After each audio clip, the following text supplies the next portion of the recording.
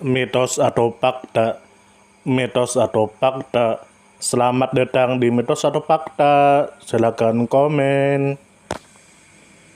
Komen, komen, komen. Komen, komen, komen. Mitos atau fakta? Kali ini kita akan membawakan sebuah cerita, yang mana silahkan Anda semua tebak apakah itu hanya mitos atau fakta yang pernah terjadi. Tentu kita semua tahu bahwa mitos itu adalah cerita yang dipercaya sebagai hasil imajinasi dan kebenarannya tidak dapat dibuktikan. Sedangkan fakta adalah suatu peristiwa atau keadaan yang benar-benar terjadi dan dapat dibuktikan. Fakta dapat diperoleh melalui pengamatan terhadap suatu objek atau peristiwa. Sekarang masuk ke video. Dikatakan bahwa pada masa lalu hidup seseorang yang bernama Ali dan yang dikenal dengan sebutan Ali bin Abi Thalib. Kita semua tahu bahwa Ali bin Abi Thalib adalah sepupu sekaligus menantu dari Nabi Muhammad dan penerusnya dan dianggap sebagai imam Syiah pertama oleh penganut Syiah. Ali bin Abi Thalib juga kita tahu bahwa beliau adalah khalifah keempat yang memerintah negara Islam pertama kekhalifahan Rasyidin dari tahun 656 hingga kematiannya pada tahun 661 Masehi. Kita semua juga tahu bahwa Ali bin Abi Thalib memainkan peran penting di tahun-tahun awal Islam ketika Muslim dianiaya dengan kejam di Makkah. Setelah hijrah ke Madinah pada tahun 622 maka Nabi Muhammad mengawinkan putri beliau yang bernama Fatimah kepada Ali bin Abi Thalib dan bersumpah persaudaraan dengannya. Kita semua juga tahu bahwa Ali bin Abi Thalib menjabat sebagai sekretaris dan wakil Nabi Muhammad pada periode tersebut dan merupakan salah satu pembawa bendera pasukan Islam. Banyak ucapan Nabi Muhammad yang memuji Ali bin Abi Thalib yang paling kontroversial diucapkan pada tahun 632 di Ghadir Hum yang artinya, "Barang siapa yang menganggap aku sebagai maula maka Ali adalah maula pula untuknya." Penafsiran kata polisyemi Arab maula masih diperdebatkan. Bagi Muslim Syiah maka Nabi Muhammad memberikan Ali bin Abi Thalib otoritas agama dan politiknya sementara Muslim Sunni memandang hal ini hanya sebagai pernyataan persahabatan dan hubungan baik. Lalu kita semua juga tahu bahwa ketika Nabi Muhammad meninggal pada tahun yang sama sekelompok Muslim mengadakan pertemuan tanpa kehadiran Ali bin Abi Thalib dan menunjuk Abu Bakar As-Siddiq sebagai khalifah baru mereka. Lalu Ali bin Abi Thalib kemudian melepaskan klaimnya atas kepemimpinan dan mengundurkan diri dari kehidupan publik pada masa pemerintahan Abu Bakar dan penggantinya yaitu Umar bin Khattab. Meskipun nasihatnya kadang-kadang diminta maka konflik antara Ali bin Abi Thalib dan dua khalifah pertama ditandai dengan penolakannya untuk mengikuti praktik mereka. Dikatakan bahwa penolakan ini membuat Ali bin Abi Thalib kehilangan peluangnya untuk menjadi khalifah hingga akhirnya jabatan khalifah jatuh ke tangan Utsman bin Affan yang kemudian ditunjuk untuk menggantikan Umar oleh Dewan Pemilihan. Dikatakan juga bahwa Ali bin Abi Thalib juga sangat kritis terhadap Utsman yang banyak dituduh melakukan nepotisme dan korupsi. Namun Ali bin Abi Thalib juga berulang kali menjadi penengah antara khalifah dan para pemberontak tingkat provinsi yang marah atas kebijakan kontroversial khalifah. Setelah kematian Utsman maka Ali bin Abi Thalib terpilih sebagai khalifah di Madinah. Dia segera menghadapi dua pemberontakan terpisah. Kedua pemberontakan ini ditujukan untuk membalas kematian Utsman dan menuntut khalifah untuk menangkap pembunuhnya. Lalu dikatakan bahwa dalam budaya Muslim tempat Ali bin Abi Thalib dikatakan berada di urutan kedua setelah Nabi Muhammad. Ali bin Abi Thalib dihormati karena keberaniannya dan kejujurannya dan pengabdiannya yang teguh pada Islam, kemurahan hati dan perlakuan setara terhadap semua Muslim. Bagi para pengagumnya maka Ali bin Abi Thalib telah menjadi pola dasar Islam yang tidak korup dan kesatriaan pra-Islam. Muslim Sunni menganggapnya sebagai Khulafaur Rasyidin terakhir sementara Muslim Syiah menghormatinya sebagai imam pertama mereka. Dikatakan bahwa warisan Ali bin Abi Thalib kini dikumpulkan dan dipelajari dalam berbagai buku yang paling terkenal di antaranya adalah Nahjul Balaghah. Dikatakan bahwa ketika diberitahu tentang rencana pembunuhan yang dipersiapkan oleh para tetua Quraisy pada tahun 622, maka Nabi Muhammad melarikan diri ke Yasrib Madinah yang sekarang dikenal sebagai Madinah. Namun Ali bin Abi Thalib tetap tinggal di rumah Nabi Muhammad sebagai umpan bagi para pembunuh. Peristiwa Ali bin Abi Thalib mempertaruhkan nyawanya demi Nabi Muhammad dikatakan sebagai alasan diturunkannya ayat Al-Quran. Emigrasi hijrah ini menandai dimulainya kalender Islam atau Hijriyah. Lalu dikatakan bahwa Ali bin Abi Thalib pun melarikan diri dari Makkah setelah mengembalikan barang-barang yang dipercayakan kepada Muhammad kepada pemiliknya masing-masing.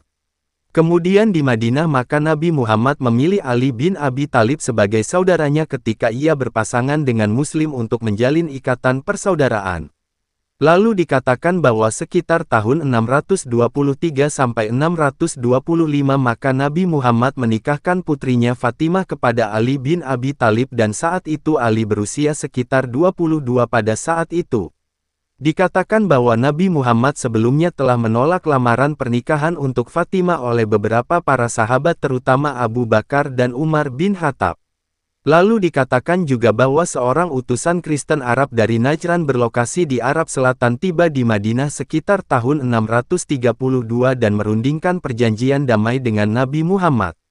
Utusan itu juga berdebat dengan Nabi Muhammad tentang sifat Yesus apakah ia adalah manusia atau ilahi. Terkait dengan peristiwa ini maka turunlah ayat Al-Quran yang menginstruksikan Nabi Muhammad untuk menantang lawan-lawannya dengan mubahalah. Mungkin ketika perdebatan mereka menemui jalan buntu. Meskipun delegasi tersebut pada akhirnya menarik diri dari tantangan tersebut maka Nabi Muhammad melakukan mubahalah ditemani oleh Ali bin Abi Thalib dan Fatimah dan kedua putra mereka yaitu Hasan dan Husain. Dimasukkannya Ali bin Abi Thalib beserta keluarganya dalam ritual mubahalah oleh Nabi Muhammad sebagai saksi dan penjaminnya kemungkinan besar meningkatkan peringkat agama mereka dalam komunitas. Apabila kata diri kita sendiri dalam ayat tersebut mengacu pada Ali bin Abi Thalib dan Nabi Muhammad. Sebagaimana argumen para penulis Syiah maka Ali bin Abi Thalib secara alami mempunyai otoritas keagamaan yang sama dalam Al-Quran dengan Nabi Muhammad. Dikatakan juga bahwa di Madinah Ali bin Abi Thalib bertindak sebagai sekretaris dan wakil Nabi Muhammad. Dia juga salah satu juru tulis yang ditugaskan oleh Nabi Muhammad untuk menulis Al-Quran. Lalu dikatakan bahwa pada tahun 628 maka Ali bin Abi Thalib menuliskan ketentuan perjanjian Hudaibiyah perjanjian damai antara umat Islam dan orang-orang kafir Makkah. Lalu pada tahun 630 wahyu ilahi mendorong Nabi Muhammad untuk menggantikan Abu Bakar dengan Ali untuk pengumuman penting terkait Al-Quran di Makkah. Hal ini sebagaimana yang tercantum dalam kumpulan hadis Sunni dan Sunan An-Nasa'i. Dikatakan juga bahwa Ali bin Abi Thalib juga membantu memastikan bahwa penaklukan Makkah pada tahun 630 tidak menumpahkan darah dan kemudian menghancurkan berhala yang bertempat di Ka'bah. Lalu selanjutnya pada tahun 631 Ali bin Abi Thalib diutus untuk mendakwahkan Islam di Yaman. Untuk mengajarkan Islam kepada penduduk Hamdani Yaman yang berpindah agama secara damai. Ali bin Abi Thalib juga secara damai menyelesaikan pertikaian berdarah antara umat Islam dan Bani Jazimah. Selanjutnya dikatakan juga bahwa Ali bin Abi Thalib menemani Nabi Muhammad dalam semua misi militernya. Kecuali ekspedisi Tabuk pada tahun 630 di mana Ali bin Abi Thalib ditinggalkan untuk memimpin Madinah. Hadis posisi dikaitkan dengan kejadian ini yang artinya, apakah kamu tidak puas apabila Ali berdiri di hadapanku sebagaimana Harun berdiri di hadapan Musa, kecuali bahwa tidak akan ada lagi nabi setelah aku. Pernyataan ini muncul dalam sumber-sumber kanonik Sunni, di antaranya Sahih Al-Bukhari dan Sahih Muslim. Al-Kama Qola, bagi Syiah hadis ini menegaskan hak Ali sebagai pengganti Nabi Muhammad yang sah. Dengan ketidakhadiran Nabi Muhammad maka Ali bin Abi Thalib memerintahkan ekspedisi ke Fadak pada tahun 628. Lalu dikatakan bahwa masa pemerintahan Ali bin Abi Thalib dicirikan oleh peradilannya yang ketat. Dalam pidato pengukuhannya dikatakan bahwa Ali bin Abi Thalib menegur umat Islam karena menyimpang dari jalan lurus sepeninggal Nabi Muhammad dan mulai menerapkan kebijakan radikal. Hal ini dimaksudkan untuk memulihkan visinya mengenai pemerintahan kenabian. Ali bin Abi Thalib segera memberhentikan hampir semua gubernur yang pernah mengabdi kepada Utsman. Mengatakan bahwa orang-orang seperti mereka tidak boleh diangkat dalam jabatan apapun. Ia menggantikan mereka dengan orang-orang yang ia anggap saleh, sebagian besar berasal dari kaum Ansar dan Bani Hashim. Dikatakan juga bahwa Ali bin Abi Thalib juga mendistribusikan dana perbendaharaan secara merata di kalangan umat Islam. Mengikuti praktik Nabi Muhammad dan dikatakan tidak menoleransi perilaku korupsi. Lalu selanjutnya dikatakan juga bahwa Ali bin Abi Thalib menentang kontrol terpusat atas pendapatan provinsi. Dia mendistribusikan kelebihan pajak dan rampasan secara merata kepada umat Islam mengikuti preseden Nabi Muhammad dan Abu Bakar. Berlawanan dengan Umar yang telah mendistribusikan pendapatan negara dengan memprioritaskan Islam dan Utsman yang banyak dituduh melakukan nepotisme dan korupsi. Lalu dikatakan bahwa kebijakan Ali bin Abi Thalib yang sangat egaliter membuatnya mendapat dukungan dari kelompok-kelompok kurang mampu, termasuk Ansar dan para Qura dan para imigran yang datang ke Irak. Lalu dikatakan bahwa Ali bin Abi Thalib menginstruksikan para pejabatnya untuk memungut pembayaran pajak secara sukarela dan tanpa pelecehan, serta memprioritaskan masyarakat miskin saat menyalurkan dana publik. Sebuah surat yang dikaitkan dengan Ali bin Abi Thalib mengarahkan gubernurnya untuk lebih memperhatikan pengembangan lahan daripada perpajakan. Lalu kita semua tahu bahwa Ali bin Abi Thalib meninggal saat memimpin salat subuh pada tanggal 28 Januari tahun 661 yang bertepatan pada 19 Ramadan 40H di Masjid Agung Kufah, dan tanggal lain yang dicatat adalah 26 dan tanggal 30 Januari. Kepalanya dipukul oleh pemberontak Khawarij yang bernama Abdurrahman bin Muljam dengan menggunakan pedang berlapis racun. Sebagai balas dendam atas kekalahan mereka dalam pertempuran Nahrawan, Ali bin Abi Thalib meninggal dunia pada usia 62 atau 63 tahun. Menurut beberapa catatan dikatakan bahwa Ali bin Abi Thalib sudah lama mengetahui nasibnya melalui firasat atau melalui ramalan dari Nabi Muhammad. Sebelum kematiannya dikatakan bahwa Ali bin Abi Thalib mengatakan bahwa apabila ia mati, maka Ibnu Muljam akan dieksekusi sebagai pembalasan, dan apabila ia tetap hidup maka Ibnu Muljam akan dibebaskan. Bagaimanapun Ali bin Abi Thalib meninggal dunia sekitar 2 hari kemudian karena luka-lukanya dan Ibnu Muljam kemudian dieksekusi. Lalu dikatakan bahwa khawatir jenazahnya akan digali dan dicemarkan oleh musuh-musuhnya, maka tempat pemakaman Ali bin Abi Thalib dirahasiakan dan masih belum diketahui pasti. Beberapa situs disebutkan menyimpan jenazah Ali bin Abi Thalib termasuk makam Ali di Najaf dan mausolem Ali di Mazar. Dikatakan bahwa situs di Najaf diidentifikasi pada masa pemerintahan Khalifah Abbasiyah Harun ar-Rasyid dan kota Najaf yang ada di sekitarnya telah menjadi tujuan utama ziarah Syiah. Makam besar di Najaf yang bertahan hingga saat ini dibangun oleh Syah Safawi Safi dari Persia. Dikatakan bahwa di dekat makam ini terdapat pemakaman besar bagi kaum Syiah yang ingin dimakamkan di sebelah imam mereka. Selanjutnya Najaf kemudian juga menjadi rumah bagi perguruan tinggi agama dan ulama-ulama Syiah terkemuka. Situs lain yang diklaim menjadi tempat di mana makam Ali bin Abi Thalib berada adalah di Baghdad dan Damaskus dan Madinah dan Rai. Sementara itu sebagian kecil penganut Syiah percaya bahwa makam Ali berada di suatu tempat di Kufah. Lalu dikatakan bahwa Sa'ad bin Al-Musayyab bercerita bahwa pernah berziarah di makam Madinah bersama Ali bin Abi Thalib.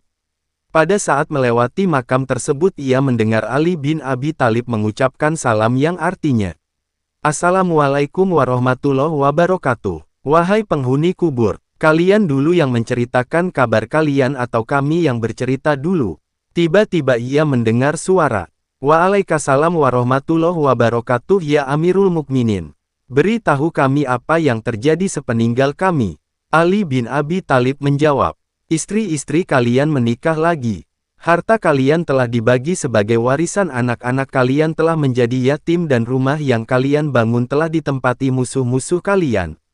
Itulah kabar dari kami. Lalu bagaimana kabar kalian?" Mereka menjawab, "Kain kafan telah sobek, rambut-rambut menjadi berantakan, kulit tercabik-cabik, mata turun ke pipi, mulut mengeluarkan nanah bercampur darah.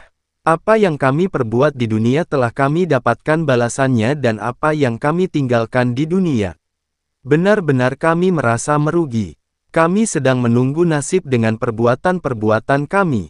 Lalu dikatakan bahwa Kumail juga pernah bercerita, aku pernah berjalan-berjalan bersama Ali bin Abi Thalib, hingga tiba di lingkungan makam. Lalu mendekati makam tersebut dan berkata yang artinya, wahai penghuni kubur, wahai yang berbau busuk, wahai yang sedang berada dalam ketakutan. Bagaimana kabar kalian? Kabar kami untuk kalian adalah bahwa harta kalian telah dibagi-bagikan, dan anak-anak kalian telah menjadi yatim dan istri-istri kalian telah menikah lagi.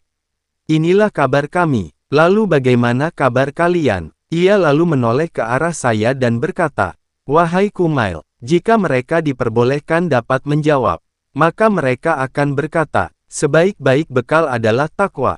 Setelah berkata demikian ia menangis dan berkata kembali kepada saya, wahai Kumail, kuburan adalah tempat penyimpanan amal dan engkau akan tahu kebaikan jika engkau telah mati. Lalu dikatakan juga bahwa suatu hari di saat musim dingin Ali bin Abi Thalib keluar dari rumah hanya memakai sarung dan baju yang kainnya tipis. Sementara pada musim panas ia hanya memakai baju luar dan pakaian tebal. Lalu orang-orang berkata kepada Abdurrahman bin Abi Layla, jika kamu berkata kepada ayahmu, maka dia akan begadang bersamanya. Aku kemudian berkata kepada ayahku, ayah, orang-orang melihat sesuatu dari Amirul Mukminin yang tidak pernah mereka tahu sebelumnya. Apa itu? Tanya Abu Layla. Abdurrahman menjawab, saat cuaca sangat panas, ia keluar mengenakan baju luar yang disubal dan pakaian tebal dan ia tidak memedulikannya. Dan saat cuaca sangat dingin, ia hanya memakai baju tipis dan ia tidak memedulikannya. Juga tidak takut kedinginan. Apa Anda pernah mendengar itu? Orang-orang menyuruhku agar Anda menanyakan kepada Amirul Mukminin saat Anda begadang bertemu dengannya. Ketika Abu Layla begadang bersama Ali bin Abi Thalib ia bertanya, wahai Amirul Mukminin, orang-orang menanyakan sesuatu tentang Anda. Apa itu? Tanya Ali bin Abi Thalib. Saat cuaca sangat panas, Anda keluar mengenakan baju luar yang disubal dan pakaian tebal. Dan saat cuaca sangat dingin, Anda memakai baju tipis dan tidak memedulikannya. Juga tidak takut kedinginan, kata Abu Layla menjawab pertanyaan Ali. Ali bin Abi Thalib bertanya, hai Abu Layla, apa engkau ikut bersama kami saat perang Khaybar? Abu Layla menjawab, ya demi Allah aku ikut bersama kalian. Ali bin Abi Thalib berkata lagi, sesungguhnya Rasulullah mengirim Abu Bakar bersama pasukannya. Abu Bakar melaksanakan tugas itu. Namun ia dapat dikalahkan dan kembali kepada Rasulullah. Kemudian Rasulullah mengirim Umar, tetapi ia juga kalah sehingga kembali ke Rasulullah dengan tangan kosong. Maka Rasulullah bersabda yang artinya, sungguh aku akan memberikan bendera ini kepada seorang laki-laki yang mencintai Allah dan Rasul-Nya. Melalui dirinya, Allah akan memberikan kemenangan, dan dia seorang laki-laki yang pantang mundur. Rasulullah mengirim seseorang untuk memanggilku. Maka aku menemui beliau yang saat itu sedang sakit mata sehingga tidak bisa melihat apa-apa. Beliau lalu meludahi kedua mataku dan berdoa, ya Allah, lindungi Ali bin Abi Thalib dari hawa panas dan dingin. Saat itulah, aku tahan udara panas dan dingin. Al-Kama Kola. Lalu dikatakan juga bahwa, Ali bin Abi Thalib pernah mengadili seorang budak hitam yang tertangkap basah saat mencuri. Ali lalu menginterogasi budaknya dan akhirnya budak itu mengakui bahwa dia memang telah mencuri. Sebagai hukumannya maka Ali bin Abi Thalib memotong tangannya sebagai balasan atas apa yang telah ia perbuat. Lalu budak itu pun berlalu dari hadapan Ali bin Abi Thalib. Saat perjalanan pulang maka budak itu berpapasan dengan Salman dan Ibnu Al-Qawa. Maka Ibnu Al-Qawa bertanya, siapa yang memotong tanganmu? Lalu budak itu menjawab, Amirul Mukminin, pemimpin kaum muslimin, menantu Rasulullah dan suami yang meninggalkan kehidupan duniawi. Maka Ibnu Al-Qawa bertanya keheranan, dia telah memotong tanganmu tetapi engkau tetap memujinya. Bagaimana aku tidak memujinya? Telah memotong tanganku sesuai hukum dan telah menyelamatkanku dari api neraka. Mendengar hal itu, Salman kemudian memberitahu Ali bin Abi Thalib. Maka Ali bin Abi Thalib memanggil budaknya itu dan meletakkan tangannya ke lengannya. Lalu menutupinya dengan sapu tangan sambil berdoa. Setelah itu kami mendengar suara dari langit. Angkat sapu tangan dari tangannya. Kami pun mengangkat sapu tangan itu. Tiba-tiba tangan budak itu sembuh tersambung kembali. Selanjutnya dikatakan juga bahwa suatu malam Ali bin Abi Thalib bersama kedua anaknya mendengar seseorang bersenandung. Wahai Zat yang mengabulkan doa orang yang terzalimi. Wahai Zat yang memusnahkan penderitaan dan bencana dan sakit, utusanmu tertidur di rumah Rasulullah sedang orang-orang kafir mengepungnya. Engkau Zat yang maha hidup lagi maha tegak. Tidak pernah tertidur dengan kemurahanmu. Ampuni dosa-dosaku wahai Zat tempat harapan makhluk di Masjidil Haram.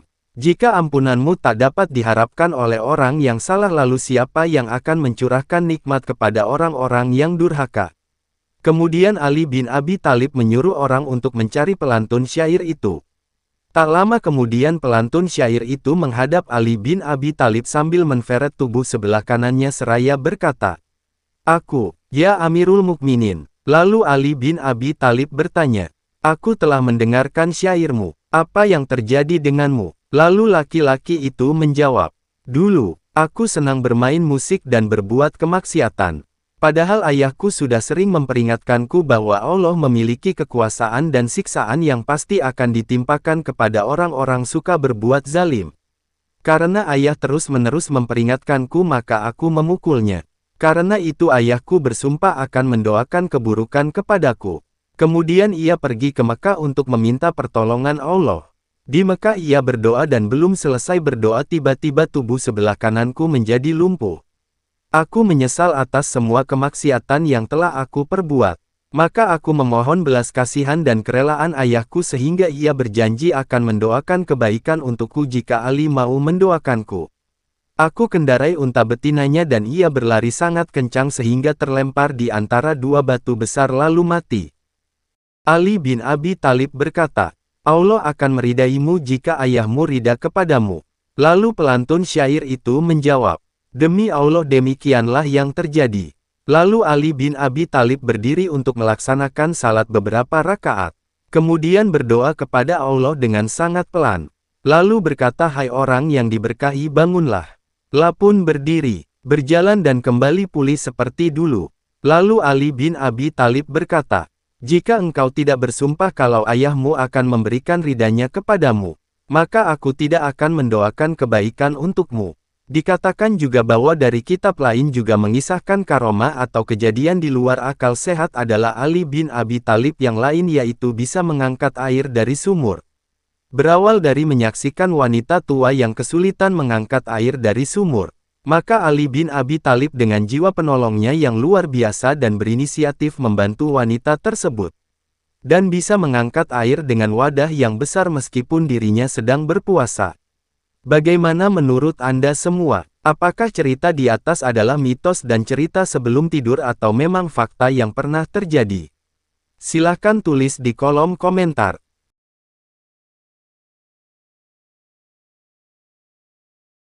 Tidur, tidur, tidur, tidur. Ayo kita tidur. Mitos atau fakta?